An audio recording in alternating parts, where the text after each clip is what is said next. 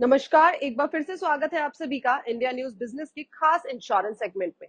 इस सेगमेंट के जरिए हम समझने की कोशिश करते हैं इंश्योरेंस के बारे में कुछ ऐसी बातें जो शायद आपने कभी ना कभी तो सुनी होगी या फिर आपने फेस भी करी होगी, बट उस टाइम आपको वो चीजें शायद ही समझ में आई होंगी। तो ऐसी ही प्रॉब्लम्स को टैकल करने के लिए हम इस सीरीज में पढ़ते हैं इंश्योरेंस से जुड़ी सारी बातें।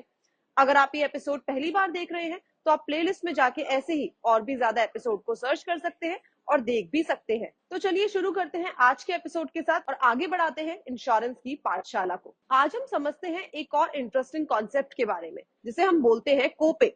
वैसे तो नाम से ही समझ में आ गया होगा कि कोपे का मतलब क्या होता है। कोपे, कोवर्किंग, ऐसी टर्मोलॉजीज आपने काफी बार सुनी होगी।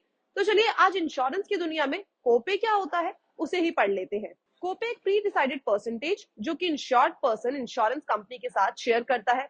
ये एक बहुत ही पॉपुलर कॉन्सेप्ट है कार इंश्योरेंस, हेल्थ इंश्योरेंस में, जिसमें इंश्योर्ड पर्सन इंश्योरेंस क्लेम का फिक्स परसेंटेज पे करने को तैयार हो जाता है। जैसे कि अगर मिस्टर शर्मा ने अपने मेडिक्लेम में 15% कोपे का एग्रीमेंट किया है और उनका मेडिक्लेम 2 लाख रुपए का बना है, तो 2 लाख का 30% यानी 30,000 रुपए as a copay mister Sharma को देना होगा और 1,70,000 रुपए इंश्योरेंस कंपनी को देना होगा।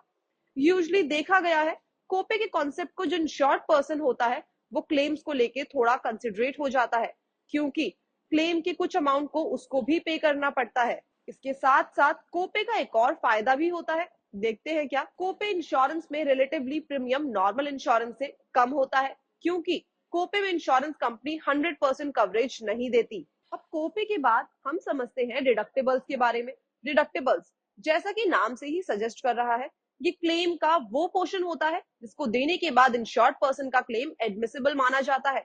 इसका एक बहुत ही एग्जांपल जिसको हम सब जानते ही हैं कि आजकल हम सबके पास गाड़ियों में जीरो डेट इंश्योरेंस होता है, मगर उसमें भी हमको 1,000 रुपए का डिडक्टिबल देना पड़ता है, जिसके बाद ही हमारा क्लेम एडमिसिबल माना जाता है। इंडिया में 1600 सीसी तक की गाड़ियों का कंपलसरी डिडक्टिबल 1,000 रुपए होता है। इसको एक एग्जाम्पल से समझते हैं।